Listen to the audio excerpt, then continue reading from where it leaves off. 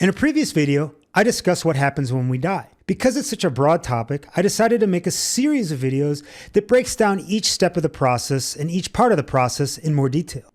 And in this video, I'm going to discuss the three bodies that surround our soul and make up our existence, and the relationship of these bodies to one another.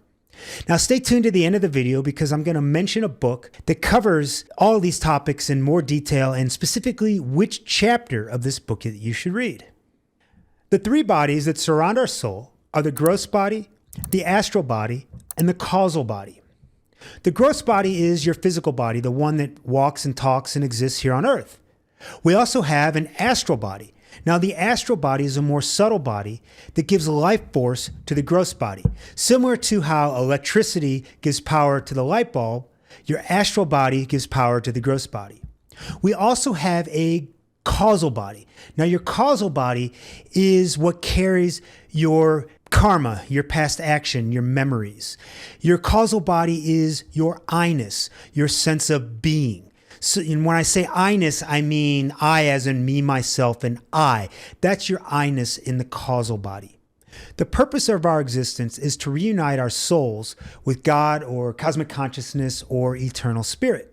God in cosmic consciousness is represented by the water in this bowl. Now, there's no containment for God. It's free and exists everywhere, but in this video, I need to put the water somewhere. Now, we are all given free will by God. We use our free will to create desires. And when we create desires, we form our causal body. And that separates our soul, which is represented by the water in this bowl, from God. Now our soul is separate. It's no different. The water is the same in this bowl as it is in this bowl, but it's now separated by our causal body. If our causal body creates desires, we then form an astral body. And if we have desires of the astral body, we then have a gross body. Now, these three bodies encapsulate the soul and keep it separated. And now what our purpose is to separate the causal body and the astral bodies all from the soul and free the soul so it can merge once again with cosmic consciousness. How do we free our souls from the three bodies? We reduce desires. Why do we have to reduce desires? It's because desires cause us to take actions, and our actions create karma, and it's our karma that binds our soul to the three bodies. Even good karma can keep your spirit entrapped in the bodies because all karma needs to either be exhausted and lived out or destroyed. And how do you destroy karma? Well, deep meditation can burn the seeds of karma before it has a chance to manifest. Yogis and great sages are able to meditate so deeply that they can separate their spirit, their soul, from the gross body, from the astral body, and even from the causal body at will. And they come back into these bodies in order to teach us and help us progress and do the same.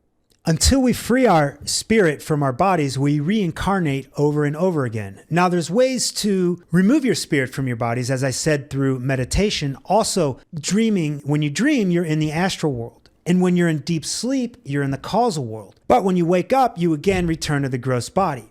When we die, we leave our gross body and we enter the astral world. However, if we still have karma attached to the gross body, we reincarnate into a new gross body, and we do that over and over again until the gross body karma is gone.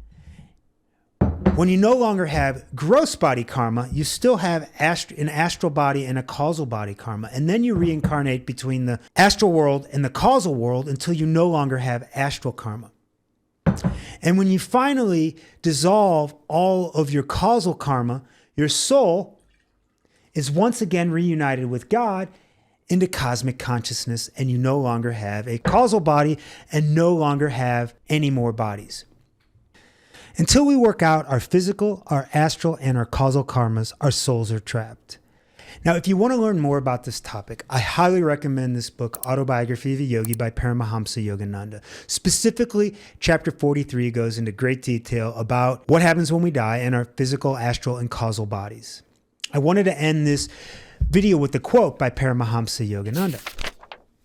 Whenever our soul is encased in the physical body, in the astral body, or in the causal body, eagles of desires will keep the soul a prisoner.